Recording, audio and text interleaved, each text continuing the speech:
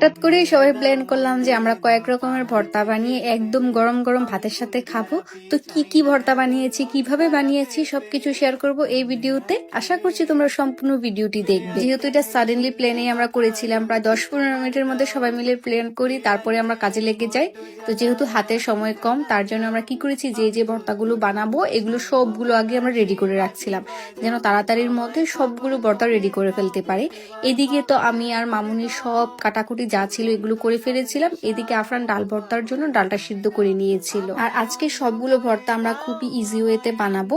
এখন বলে দিই ডালটা কিভাবে সিদ্ধ করা হয়েছিল। ভর্তার জন্য নিয়েছিল মসুরের ডাল, মানে মসুরের ডালটা সিদ্ধ হয়ে যাবে, কোনো প্রকার পানি থাকবে না, এই পরিমাণ পানি ইউজ করবে। অল্প একটু হলুদ লবণ দিয়েই সবকিছু খুব ভালো করে সিদ্ধ করে নিলেই হয়ে যাবে। আর এইদিকে কাঁচামরিচের যে ভর্তাটা ছিল আলু দিয়ে, এটা বানাচ্ছিল। আর অন্য পাশে চুলায় বসিয়ে দিল টমেটো শুটকির ভর্তাটা।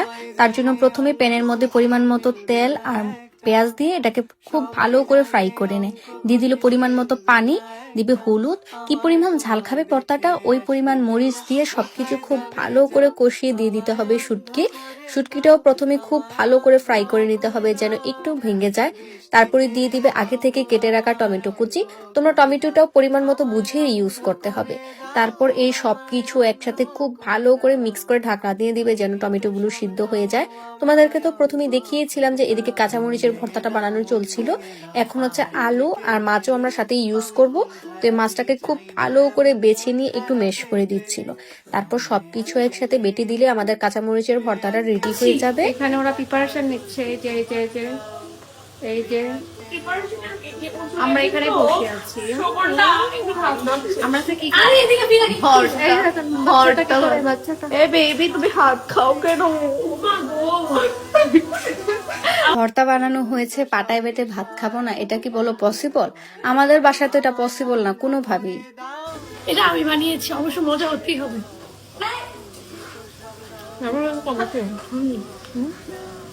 অনেক পাটা বেটে ভাত খাওয়া হলো। এখন চলো এদিকে দেখো, যখনই টমেটোটা খুব ভালো করে সিদ্ধ হয়ে যায়, মানে মেশ হয়ে আসে, তখনই পরিমাণ মতো ধনিয়া পাতা দিয়ে সবকিছু খুব ভালো করে মিক্স করে দিলে খুবই মজাদার একটা টমেটো ভর্তা রেডি হয়ে যাবে।